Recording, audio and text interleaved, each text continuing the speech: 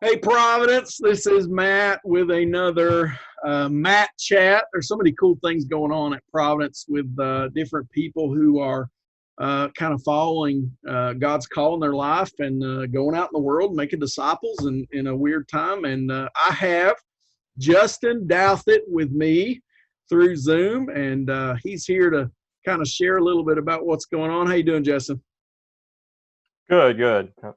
Oh, cool, man. Well, hey, just to start out for the folks at Prov, maybe just share a little bit about what you're doing right now. Where are you? What are you doing? Yeah, for sure. And thank you so much for having me here, Matt. It's a pleasure. Yeah, so I'm on the motor vessel Africa Mercy, part of Mercy Ships. It's a hospital ship. It's currently the world's largest non-governmental hospital ship. So the whole goal of the ship is to follow the model of Jesus and to bring hope and healing to the world's forgotten poor, primarily in Western Africa. Right now, we are not in Western Africa. We are close. We are in the Canary Islands, specifically Tenerife, part of Spain, which is about 100 miles off the coast of Morocco. So we are here for our annual maintenance period, where the ship is undergoing lots of repairs and scheduled service, and in hopes of getting back to Africa soon. Awesome, man. So this is, let me say it this way. I mean, this is not what everybody does, right? I mean, this is a pretty cool step to go out and be on mission like this. So maybe tell us a little bit about how you got connected with Mercy Ships and those kind of things. Yeah, for sure. It wasn't what I was planning. I definitely didn't see myself here 6 months ago or 2 months ago for that matter. Um, so yeah, I was in my last year of college at the Great Lakes Maritime Academy. So I'm going through a program there to get my bachelor's in maritime technology, as well as to get my U.S. Coast Guard's license, mate's license, which would allow me to operate a vessel, a ship. Um, so I was going through that, and I had interned on several vessels prior to this one. Required sea time I had to get, and I was getting into the last few months of school and starting to apply for jobs, and I wasn't stoked about getting out there on a commercial vessel and just getting right into the grind. But I felt like that's what I needed to do, and so I was applying for jobs, and nothing really seemed to be working out. COVID was starting to become a thing, and companies were slowing down hiring, and which was fine. And I had stumbled across Mercy Ships, maybe 6 months prior to this time, just from a web search. I just Googled Christian ships just to see what was out there, and so it was in the back of my mind. And I'm applying for jobs, nothing really is working out, and I'd felt kind of a little bit of a call towards Mercy Ships during this process, and I knew it wasn't really going to be a thing I was going to do right away. But I figured I'd put in an application, and I put in an application and kind of prayerfully through that, and talking to some people within Mercy Ships, and spent a lot of time praying about it. And I figured it was something that I felt called to do it at some point in my life. I wasn't sure when. Um, so I put in an application to start volunteering in 2022. So that's, I figured I'd work for a few years. I'd be able to fully fund myself, and, come here for a year or two in 2022. And so I put in the application, and then, it was kind of backseat. And, more and more I'm feeling this desire to do something missionally. I wasn't sure what. That was just kind of there. And at this point I had finished school, and I was back in Tennessee, and I got a call from Mercy Ships, and they said, "Hey, we really need a third officer immediately. Can you come right now?" So, like, I wasn't really sure what to say, but I just told them yes on the phone. I wasn't sure how it was going to be possible. There was a lot of logistics and financial issues that had to be worked through, but I just kind of trusted that was God's timing, and He would provide. And so I told him yes, and yeah, the next few weeks, I wasn't really sure how it was going to be possible, but I just prayed that if this wasn't where God wanted me to be, that He would stop me. And I prayed that in earnest, and kind of hoping that he would. If this wasn't where I needed to be, and this is definitely where I need to be. There were a lot of things logistically that all fell in line perfectly, and financially it was really built my faith to see how things came together, and people really helped me out to get me here, and even just the traveling here. I was one of the first Americans to come back on the ship since COVID hit early February, I believe, was the last time there was an American that came to the ship, and just with traveling, and with governments letting me in and through immigrations, and that was all. I was definitely able to see God's hand in that, and that was a big strengthener for my faith. And then, yeah, here I am, and first 2 weeks I spent in quarantine in my room, and now I'm out and working. So loving every day. But That's great, man. I mean, it is cool to see. We're Providence Church, right? So it's good to see God's providence when people are willing to step out. When we talk about making disciples, we make, grow, and unleash disciples. And so, the most important thing, or I guess the successful thing for Providence, is not when we get people, but when we send people. And so this is a really cool story to see how you kind of stepped out on faith, and you've kind of, God wove this plan together really in a crazy time to be able to make it. That's really awesome. Well, maybe you could expand for folks a little bit about what you're going to be doing. Maybe give some examples of how the ship's going to serve, and how you might share the gospel and things like that. Maybe just let people in on the actual day-to-day of things that you're going to experience. yeah, for sure. So like you said, Matt, it's a very interesting time. So things are uncertain, and they're different. It's different from where the ship normally would be and what we'd normally be doing. But personally, my role is I'm a third officer. So that means I help oversee the operations, the day-to-day operations of the ship. Particularly, my role is life-saving appliances, meaning that my primary responsibility is ensuring that all our life-saving equipment, lifeboats, life rafts, et cetera, on and on, all that is maintained and serviced and up to date. And then aside from that, I am on call as the on call officer from time to time, where any calls that the ship needs to take get directed towards me. Any ship's business gets directed towards me, and I can pass that up to the captain if necessary. So that's kind of where my day to day, or what my day to day roles and responsibilities are. Uh, in terms of what's to come, right now we're, as I believe I said earlier, we're just in an annual maintenance period. So we're here in shipyard. So we have contractors coming and going, and lots of major servicing to the ship. So it's interesting, from that perspective, because one, it's the same people on board. Most of the people on board have been on here in quarantine for over 150 days now, without going ashore. And the majority of the people on board are Christians. So it's amazing to be, it's a blessing to be a part of this community of faith. But we can't go out, we can't go ashore, to do any missions, or to share the gospel. The government's holding us here on the ship. But it's definitely good to be able to to really fellowship with one another in this time, and to grow relationships. And there are definitely people that are hurting and want to go home and can't, and to be able to disciple to them is a great opportunity.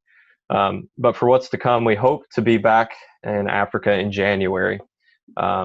If we get to go back in January, Lord willing, we will go to Dakar, Senegal, which is where the ship was prior to COVID. They had to leave quite unexpectedly for a number of reasons, unfortunately.